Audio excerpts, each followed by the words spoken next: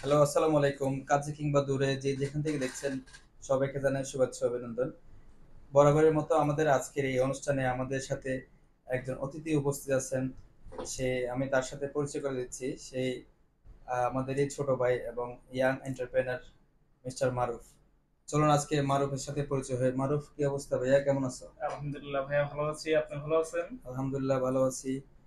আর তোমার এই অবস্থায় আমি যতটুকু দেখতেছি তুমি একজন ইয়াং এন্টারপ্রেনার এবং তুমি যে ডিজিটাল মার্কেটিং নিয়ে কাজ করতেছো এবং ফরেক্স বলো, তারপর হচ্ছে এই যে বিটকয়েনের যে বিষয়গুলো নিয়ে তুমি কাজ করতেছো, এই সম্পর্কে তোমার সাথে একটু জানবো। আসলে এখন ডিজিটাল দুনিয়াতে বিটকয়েন প্লাস এই ফরেক্স এগুলার অনেক চাহিদা আর এগুলার অনেক ডিমান্ড। আমাদের মতো যারা ইয়াং আছে তারা এই সেক্টরে আসলে কি হবে, এগুলার ডে বাই ডে উন্নতি হবে, সাথে ইনকামও মোটামুটি ভালো রকম হবে।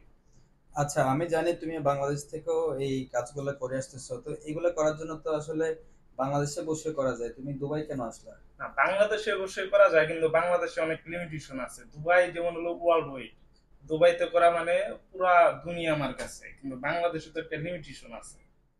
এর জন্য আমি দুবাইকে বেছে নিয়েছি। আচ্ছা, তো তোমার দুবাই আসার গল্প কবে, মানে দুবাই এসে তুমি এই বিজনেসটাকে আরো অনেক বেশি ডেভেলপ করবা, মানে এই মাথায় কিভাবে আসলো? এটা আমি দেশে থাকতে দুবাই নিয়ে অনেক ভিডিও দেখছি, প্লাস আপনাদের ইউটিউব চ্যানেল, ইনস্টাগ্রামের যে চ্যানেল আছে এগুলাতে নিয়মিত নিয়মিত ভিডিও দেখে তারপরে হচ্ছে দুবাই আসার জন্য প্ল্যান করছি, পরে দুবাই এসে করছি। আচ্ছা, দুবাইকে বলা হয় পৃথিবীর হাব, এটা হচ্ছে মিডল ইস্ট বলা হয়। সো এখান থেকে আসলে বিজনেসের অনেক পরিধি।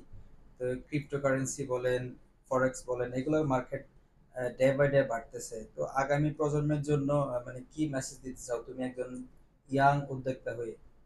আমি বলবো আমার মতো যারা ইয়াং আছে তাদেরকে সোশ্যাল মিডিয়াতে বিভিন্ন জিনিস দেখলে নতুনত্ব জিনিস শেখার জন্য, নতুন যে স্কিল গুলো আছে এগুলো আয়ত্ত করার জন্য।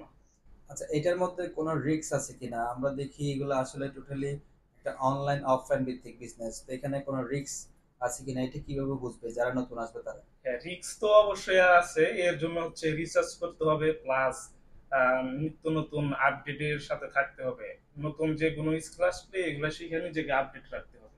এরকম কোনো অপরচুনিটি কি এখানে এই দেশে বা অন্য কোনো দেশে আছে, এই যে ফরেক্স সম্পর্কে তারপর হচ্ছে ডিজিটাল কারেন্সি সম্পর্কে যে শিখার জন্য কোনো ইনস্টিটিউট আছে এরকম? হ্যাঁ, এগুলা বাংলাদেশে নাই, কিন্তু দুবাইতেও অনেক আছে, প্লাস ফরেন যারা আপডেট কান্ট্রি আমেরিকা ইউরোপ এইসব দেশে অনেক আছে। বাংলাদেশ ইন্ডিয়া এরকম দেশে ইউটিউবের মাধ্যমে শেখা যায়, ইউটিউব ছাড়া অন্য কোনো মাধ্যম নাই।